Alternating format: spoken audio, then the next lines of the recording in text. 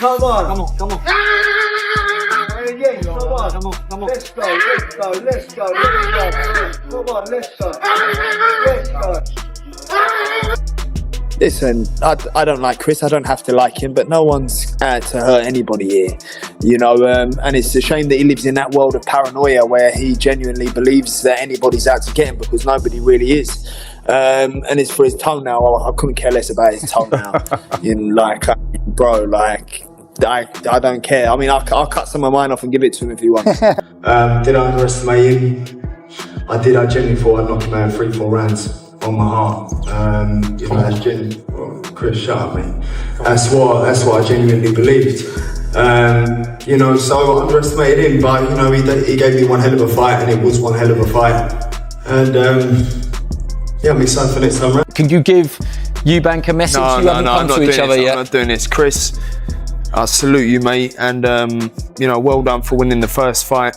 It takes two to tango. We both delivered. We both done what we needed to do, and I'm gonna iron you out second time round. I forgot this is live. Yeah, what a beautiful message, Gary. I think is what he said. What a beautiful message. Back in April, Eubank Jr. walked away with a unanimous decision win in a bout that showcased not just skill, but grit and relentless determination from both men. The fight drew global attention, adding another intense chapter to the long-running saga between the Eubank and Benn families. Ringside, the presence of their fathers, Chris Eubank Sr. and Nigel Benn, added even more weight to the occasion. Nigel, once again supporting his son, served as a living reminder of the bitter rivalry that began 3 decades ago, when Eubank Sr. famously overcame Benn in their first meeting. Did Chris hurt you at all in that fight? He hit me maybe in the, I think it was around 9 or 10, hit me with a shot. They called it a good shot. Right. But it was one shot. Headshot or body shot? Headshot. One headshot. And I felt like you hurt him several times throughout that fight. 3-4 times I could see. Where he then just stumbled in and done what he had to do. Yep. You know, he used his weight wisely. I made mistakes in there with letting him push me back to the ropes, which I shouldn't have done. But weren't you tired? When I tired? Weren't you tired? Yeah. You look tired at times. Like, No. I thought you were tired. I thought you were spent, and that's why. No, I wasn't tired. I should have never let him push me back. It was a lot of leaning and a lot of smothering, and you know, I should have used my boxing brain more instead of letting me get dragged into what he was doing. Eubank Jr. has kept his preparation sharp for the upcoming rematch, teaming up once again with Brian Bo-Mac McIntyre, the highly respected trainer best known for steering Terence Crawford to multiple world titles. Reflecting on the aftermath of their first clash, Eubank Jr. admitted that the surge of attention took him by surprise. For much of his career, he's carried the image of the sport's villain, someone fans love to root against. But the reaction following the Benn fight was strikingly different. This time, the support came from all corners, not just die-hard boxing fans, but also casual followers, families, young fans, and even older spectators who admired his performance and wished him well. The unexpected wave of goodwill has been a humbling experience for Eubank Jr., and appears to have changed how he views his role in the sport and his connection with the public.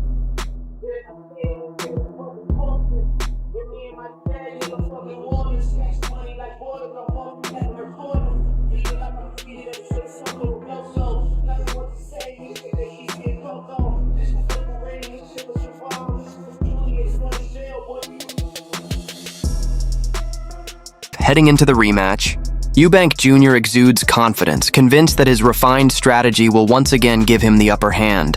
He's described the upcoming bout as a tactical chess match, portraying himself as the composed matador and Benn as the relentless bull. According to Eubank Jr., any carefully crafted game plans are likely to unravel once the opening punches land, turning the fight into a high-energy, action-packed battle. While he acknowledges the value of technique and strategy, he believes the real story will be told through instinct, grit, and the fighter's willingness to trade blows. All signs point to another intense 12-round clash, with both men prepared to leave everything inside the ring. Yeah. I have to. The guy went 12 rounds with me. He didn't give up. He didn't quit, like so many fighters have done over the past years. So in that sense, I have respect for him, yeah. Yeah. Do you expect anything different in the rematch from him? There better be something different, because if not, it's going to be the same outcome. A big part of the first fight was obviously, your dad having to enter in the arena to the shock of everyone. Is he involved in the rematch in some capacity? Will he be there on fight night, I guess? He will be there. He will be there when it counts. In terms of my training and my camp, he's not been a part of that. On the other side, Conor Benn is entering the rematch with one clear mission: redemption. Their first encounter exposed weaknesses in his approach, particularly in maintaining discipline and emotional composure under pressure. Benn admits that returning to the ring after a 3-year layoff, and doing so at a higher weight class, brought challenges that went far beyond the physical. Since that night, he's worked tirelessly on refining his strategy, learning to channel his trademark aggression with greater precision and control. The emphasis this time is on pairing his natural intensity with smarter decision-making inside the ring. His objective is straightforward: to leave Tottenham Hotspur Stadium on November 15th with his hand raised in victory. For me, it's just a matter of doing what I know to do. Just fighting the way I know to fight, not trying to look at rendering him unconscious and having him face down. As much as that would be nice, that's not what. Can't help yourself. I know. You trying to talk yourself into it and talk yourself right out of it. The upcoming rematch will follow the same weight rules as their first encounter, with both fighters required to weigh in at 160 lbs and observe a 10 lb rehydration limit the following morning. Previously, Eubank Jr. had difficulties hitting the target weight, arriving slightly over the limit and facing a hefty fine of $375,000 as a result. This sparked a public debate about the fairness of the clause, with his promoter Ben Shalom openly criticizing it. Shalom argued that the rehydration cap is both unnecessary and potentially harmful to the fighters, pointing to examples like Terence Crawford's victory over Canelo Alvarez, where Crawford moved up 2 weight divisions and no such restriction was enforced. Although the stipulations remain part of the contract, the issue continues to be a point of contention, raising questions about whether the rule influences fighter safety and performance on fight night. We aren't happy with the rehydration clause. Chris isn't committed to that rehydration clause again, as of yet. Okay. And the initial time it was put in front of us, it was an ultimatum. It was, the fight's not happening unless this. So Chris is in a difficult position then. Everything's been agreed. Everything. You're talking, we've gone through the contract, we've done every single clause. We get to the last moment. I think it was, if I remember, maybe just before the press conference or something, and then it was landed on us, an ultimatum like that. In the end, Chris is a money man and he accepted the challenge. Is it healthy? Is it right? Is it absolutely, should it be banned from boxing? Absolutely. Did Prince Crawford need a rehydration clause against Canelo? No, he didn't. And so I don't think it should not be used in this fight. Absolutely not. And people could say, oh, well, he missed the 160. He missed the 160 because of what was going on. And it was nothing to do with the weight, right? He missed it by half an ounce because of the timings and everything and the commotion that was going on in that weigh-in. And then he was given like 4 minutes to weigh in. It was one of the most ridiculous scenes I've had in boxing. The rehydration clause is what is a problem. And that is what should be not happening in this fight. Voters and analysts have also shared their perspectives on the rematch's weight stipulations. Eddie Hearn, representing Matchroom Boxing, confirmed that there have been no changes or renegotiations regarding the rehydration clause. On the other hand, Ben Shalom continues to argue that Eubank Jr. deserves more leeway, emphasizing the strain that strict weight cuts place on a fighter's body. He believes the clause should be reevaluated altogether, suggesting that such restrictions may pose unnecessary health risks and questioning whether they have a place in modern boxing. The terms are already agreed for the rematch with to move forward, and it's the same as the first contract in that respect. So I think we got it spot on with the numbers. There were times when I think Eubank would retire, but the first fight was incredibly physically taxing on both men. Both men ended up eventually that night in hospital, and Eubank was there for several days, and there was definitely a feeling of, are they going to want to run it back? I mean, the money's obviously huge, but do you want to go to those places again? And I have to give, despite our differences, I have to give Junior respect, because he went to some deep places that night. Both of them did, and they're choosing to run it back and go to the same places where they will definitely be going in this fight. So You know, the first fight date, which was September 20th, didn't get off the ground because, you know, Eubank physically said he wasn't ready for that fight. So we're here now, November 15th, back at Tottenham Hotspur Stadium, and back for another thriller. Seasoned fighters and boxing experts have also offered their predictions for how the rematch might unfold. Carl Frock, who has spent considerable time training alongside Eubank Jr. and recently spoke with Ben, emphasized Eubank Jr.'s clear physical advantages in size and strength. Frosch praised Ben's previous performance, noting how impressive it was given the challenge of moving up 2 weight classes. He acknowledged that Ben's increased experience and tactical improvements could make the rematch more competitive, but ultimately still views Eubank Jr. as the favorite because of his physicality and refined technique. According to Frock, Ben's best chance lies in improving his timing and landing impactful shots, though the odds remain tilted toward the naturally bigger man retaining the upper hand. Conor Benn might be able to turn it around and change it. He might be able to box a bit calmly behind the jab, take his time a little bit more, and then maybe pick his shots a bit better and not rush things and walk into things, because he did hurt Eubank in round 3 in the first fight. Can he capitalise on that by being a bit cuter behind the jab and trying looking for a smart shot rather than trying to look for a wild shot by just forcing the pace and pressure against Eubank Jr. doesn't work. I know from sparring him, you put him under the cosh and he fires back. He fights fire with fire. He always has done. And he was able to finish stronger, which was, you know, plaudits to him. I was shocked by the fact that he could finish strong because he took this weight off and there was a rehydration clause. I believe he's doing the same weight, 160 pounds. That's what's agreed. And I also believe there's a rehydration clause as well, so he won't be able to go over, is it 9 or 10 pounds the next day, which is going to be difficult. But he signed the contract, he's getting paid well. It is what it is. We'll have to wait and see what happens November 15th. Like I said, not much to report. They've kind of been there, seen it, done it. We know who's won. I'd say Eubank Jr. is still the favourite going into this one, as he was in the first one, but he's a bit older, a bit more worn out from that first fight, and he's still got to make weight, still got to do the rehydration clause, so things could change. But yeah, me for one, I'm looking forward to see these two go at it again. I'm going to go there and sit and watch it live this time instead of watching it on TV, which is always good, get involved in the atmosphere. Roy Jones Jr., who has spent time training Eubank Jr., shared a balanced view that weighed size against skill.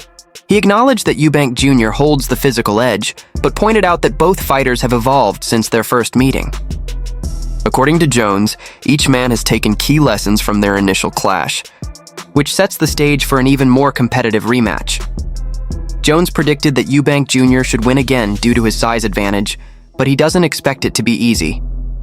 He believes Ben will make clever adjustments that could push the fight to new levels of intensity. Jones also hinted that this rematch might not go the distance, as both fighters are expected to come in stronger, hungrier, and more aggressive than before, increasing the likelihood of a knockout. Meanwhile, George Groves, a former opponent of Eubank Jr., sees things differently. He leans toward Ben, noting that their first fight was razor close and carried the drama of a blockbuster movie. Groves argued that Ben's growth and the experience he gained from that bout could be decisive this time around. He also pointed out that Eubank Jr.'s future options are somewhat limited, with major fights against stars like Canelo Alvarez or opportunities for middleweight titles becoming less realistic, which adds extra pressure for him to deliver in this rematch. One different caveat, if you like, to this is Bomac is back. Yes. Which is interesting. That is interesting. Now, he gave credit to Jonathan Banks for last time, but Bomac is different. He is different. Different gravy. I mean, the best we ever seen Chris Eubank Jr., in my opinion, was the Liam Smith rematch. Yeah. Bomac training him. Did you hear what Bomac said? This would send shivers down my spine when he goes, "Oh yeah, I had a look at that fight. Oh, there's a lot I can work with." You're like, if you're Conor Benn, you're thinking, sitting there going, "Oh shit." Yeah, I would love Chris to put the ego away and get to America and let Bomac train you over there. Oh, that'd be the... You want to be in that gym. You want to be surrounding those little killers and sparring those guys, right? You want to be sparring those smaller guys who are like as fast as Conor and nippy as Conor. Do you know what I mean? Yeah, and they will. And he'd probably, listen... He'll get lit up by some of them. He'll get lit up by some of them. But believe me, it's going to pay you dividends. Dave Allen also weighed in on the rematch, siding with Conor Benn for several key reasons: confidence, experience, and physical circumstances. Allen highlighted that Eubank Jr. may face significant hurdles making weight again, especially under the strict rehydration clause. Combined with the natural wear and tear that comes with age, these factors could affect his performance on fight night. Allen emphasized that Ben now has a much deeper understanding. of Eubank Jr.'s style after enduring a tough 12-round battle in their first meeting. This experience, paired with Benn's renewed self-belief and tactical adjustments, could be the difference this time. In Allen's view, Benn's confidence and improved preparation give him a real chance to flip the script and walk away with the win in the rematch. If I had to put my neck on the line, which is what this video is about, at this stage, I'm going to go for a Conor Benn win. And my old man will definitely disagree. My old man will say Eubank is still going to be too big. It's still going to be too good. I just think a combination of Eubank having to make the weight again, because I think he struggles, no matter what anyone says, he definitely struggles to make middleweight. The rehydration clause, maybe it's not as big an issue as people say it is, it still is an issue. And that coincided with, he's not getting any younger, and that was a really hard fight, along with the fact that that will probably do Conor Benn some good. Bit more experience, he's been there now, he knows he can bother Eubank, he knows he can hurt him. I want to go for a Conor Benn win. Liam Smith, who has also shared the ring with Eubank Jr., leaned slightly in Benn's favor when discussing the rematch. Smith commended Benn's impressive showing in their first encounter and recognized that Eubank Jr. delivered one of his strongest performances back in April. However, Smith pointed out that Eubank Jr. may have reached close to his ceiling in terms of improvement, whereas Benn still has room to grow and refine his game. He believes that Benn's first-hand experience with Eubank Jr.'s pace, pressure, and intensity now equips him with valuable insight that could make a real difference this time. In Smith's view, that familiarity gives Benn a legitimate opportunity to adjust his strategy and potentially reverse the outcome in the rematch. Big rematch, Benn and your old foe, Eubank Jr. How did you see that one playing out? You know what, watching the first fight was a great fight, better fight than I expected. Yeah. But I kind of thought, I think Eubank's one fight away from being done. Thought his balance was shot to bits. Seen him sparring and knee pads on and stuff. But I just thought, wow, you're one fight away from being done. I think the rematch is a good fight, probably a better fight than I first predicted, if that makes sense. And I think Conor's got even more of a chance in the rematch. As the highly anticipated date draws near, both fighters are leaving nothing to chance in their preparations. Eubank Jr. is determined to reassert his superiority, banking on his physical advantages, refined technique, and ring experience to secure another win. On the other hand, Benn is focused on proving his growth, emphasizing discipline, sharper tactics, and a more controlled approach compared to their first encounter. The layers of history between their families, the personal stakes involved, and the strategic adjustments from both camps have elevated this rematch into one of the most talked about events in recent British boxing history. With Tottenham Hotspur Stadium set to host the Showdown on November 15th, the stage is perfectly set for a clash that promises high drama, intensity, and the potential to deliver another classic night for the sport.